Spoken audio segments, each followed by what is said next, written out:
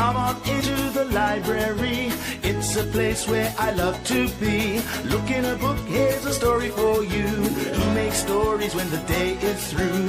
Who makes stories when the day is through? Story makers, working through the night till the rising sun. Story makers, stories are fabulous, stories are fun. Milton Wordsworth, Shelley and Jackson, working through the night till the rising sun. Story makers, stories are fabulous, stories are fun. Come and be a story maker.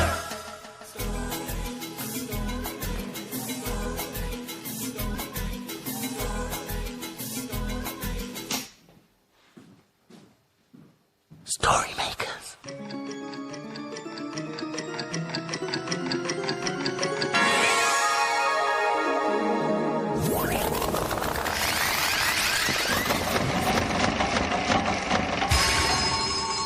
Story makers. It's midnight. Hello. has everybody gone? The sun is down, the stars are bright. Story makers come out at night. Milton Wordsworth, story maker and magical maestro, at your service.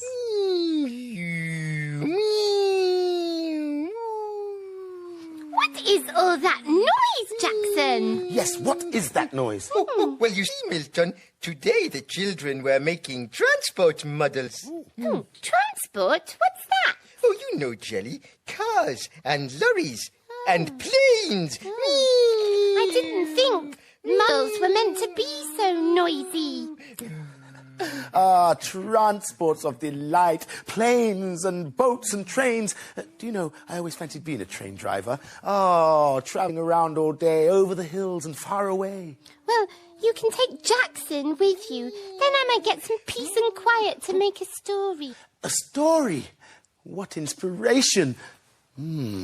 This might be helpful.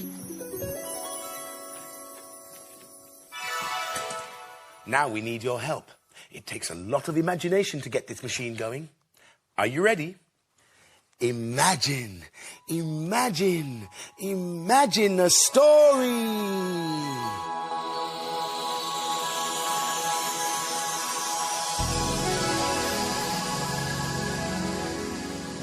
It's a playbook, and it's called Edward's Train. Edward was at the bottom of the garden, watching the trains. He waved at the driver as the train raced and rattled past the gate, but the driver didn't look up, and Edward decided that when he was a train driver, he would wave to everyone. He marched past his brother Oliver, who had just scored a goal. "Hello, Edward," said Oliver. "Did you see that?" But Edward didn't wave back. Dad was reading the paper as Edward walked through the sitting room. "Hello, Edward," waved Dad, but Edward didn't wave back.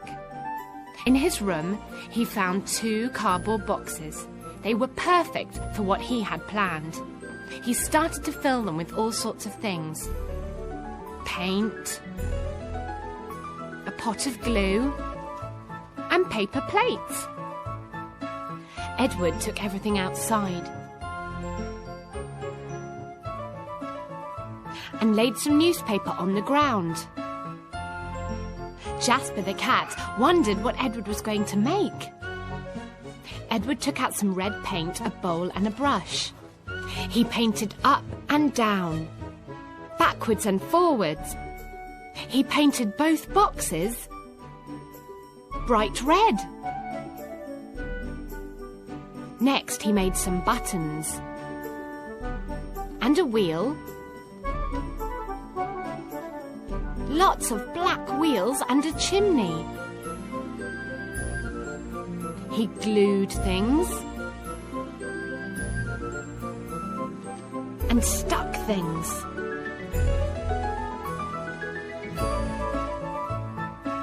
Until finally, he had his very own train. He was ready for his journey. Dad came outside with some drinks. He was very impressed by Edward's train. "Choo-choo," said the train, and Edward waved as the train chugged away. Up the garden to where Oliver was playing football. The ball was free. Edward gave a mighty kick and scored a winning goal. "Choo-choo," said the train. On it went to the end of the garden, just in time to see the next train passing. Edward waved, and this time he was sure he saw the other train driver wave back. That train that Edward made was really good. What have you made, Jackson? Oh, ahoy there, me hearties! That sailor talk. This is my telescope, Jelly. Oh, it looks like it might make a good rocket. Oh, I think that would make a better rocket, Jelly. Oh, yes. A little tiny mini rocket. Just what I was seeking to make a story. A telescope. No, Milton, it's a rocket. Milton. This is a telescope. And in with the telescope. Rocket. Telescope. Rocket. Telescope. Rocket. Telescope. Rocket. All right. What about space telescope? Oh, okay. Telescope. Milton! Do you remember what to do? Rocket. Imagine a story.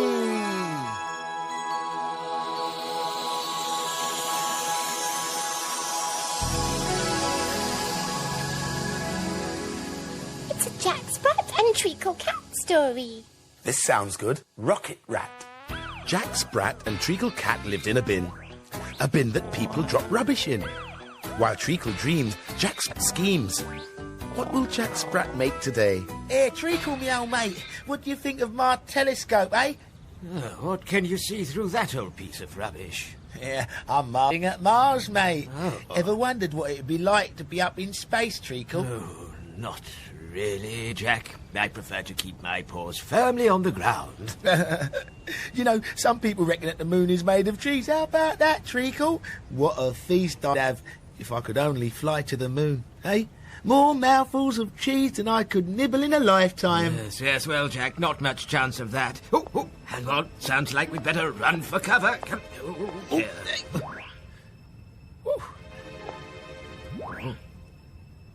That was a close shave, Treacle.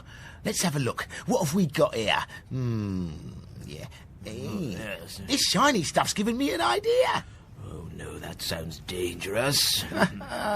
Not much chance of me flying to the moon, eh? That's what you think. Rocket Rat, that's me. Hey. Yes, Rocket Rat indeed. The only place that rat will end up is in trouble. He's got his head in the clouds. Fly to the moon, for goodness sake. If he makes a contraption out of that pile of old junk, it'll be catastrophic, that's what. I'd better go and see what that rascal rodent is up to. Great balls of fur! You stupid rat! What on earth? Not Earth, Treacle. Soon I'm going to be in space. Look, Jack, take a tip from Treacle here. A cat has 9 lives, but you scraggy rat bag, have only got 1. Just think, I'll make history. The first rat on the moon. Come on then, Treacle. I'm all wired up. Lend us your paw and press me button. Are you all set? Get a move on and count me down. 5, Ooh. 4, 3, 2, 1. Blast off! Whoa! Hey, Treacle! Oh dear! Oh, cheesy niblets. Something went a bit wrong there, mate. What a surprise. Wow, me head. I'm seeing stars. I bet they're not the stars you had in mind, Jack. Another perfect mess. See, I knew it was a rocket we put into the story machine. What should we make now, Jelly? Oh, I don't know. We could make a plane Or a train? or a boat. So, what are we going to make then? Oh, we haven't decided yet, Milton. We've got too many good ideas. Yes. Well, why don't we look at some of the children's paintings to help decide? Okay. There are lots of ways to travel, on land or on the sea or in the air. This one's very colourful. It's a round object with a basket underneath. Can you see what it is? That's right, it's a balloon, and underneath is a basket big enough to carry people. Alexandra has painted a hot air balloon. Let's put it into the story machine and make a new story. Time for some imagination. Imagine, imagine, imagine a story.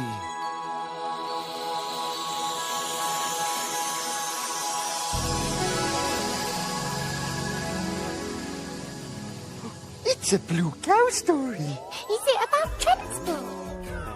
It's called Blue Cow and the Hot Air Balloon. In a field not far away is a herd of cows grazing quietly. One of the cows is most unusual. Blue Cow wonders about the big world beyond her field. One day, Blue Cow was watching the breeze blowing the trees. I wonder what it would be like to float in the air. She's off again, said the other cows. So Blue Cow caught the bus that stops beside her field. I'd like a return ticket to a place where I can float in the air, please. There you go, madam. Hold very tight. And they set off for a windy place.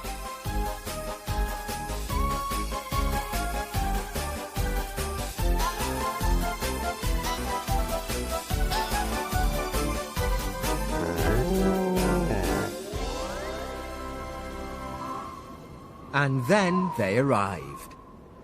In front of her was a huge balloon with a basket attached to the bottom. It was so windy the balloon was held down with ropes. Suddenly, twang! One of the ropes pulled free. What ho, you down there, said a voice from the basket. Do you think you could hold on to that rope? We're being blown away.